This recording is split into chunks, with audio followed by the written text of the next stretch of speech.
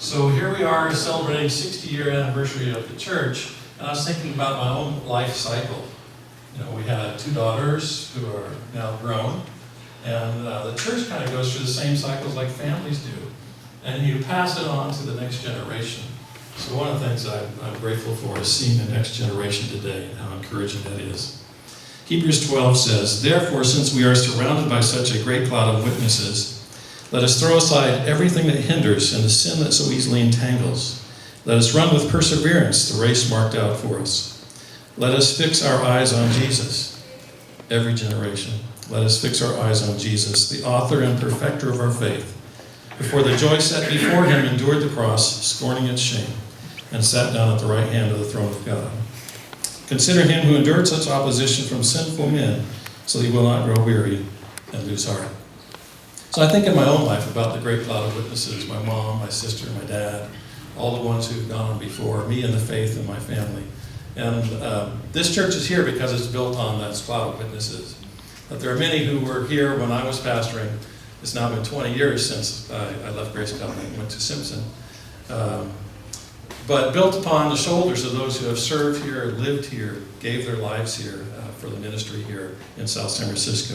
So that continues. And then from Lamentations 3, Jeremiah is known as the weeping prophet. And the book of Lamentations are actually written by Jeremiah. And it's about the fall of Jerusalem. The temple had been destroyed, the city had been destroyed. And in the midst of this is where you find God's faithfulness. So I wanted to kind of set that stage. The fact that God is faithful, not just when times are good and we're just kind of asking God to help us out here a little bit, but listen to Jeremiah when he talks about God's faithfulness. He says in verse 19, "I remember my affliction, so the city's been destroyed, and my wandering, the bitterness and the gall. I well remember them, and my soul is downcast within me. Yet this I call to mind, and therefore I have hope. Because of the Lord's great love, we are not consumed. His compassions never fail. They are new every morning. Great is thy faithfulness." Remember, he's looking at Jerusalem, which is destroyed, and what wells up within him is this hope, because God is faithful. "I say to myself, the Lord's my portion, therefore I will wait for him. The Lord is good to those whose hope is in him, to the one who waits, who seeks him. It is good to wait quietly for the salvation of the Lord." Things have not been easy over 60 years at Grace Covenant Church. But like Jeremiah, we look around and say, this has been a struggle. But my hope is in God. He is faithful.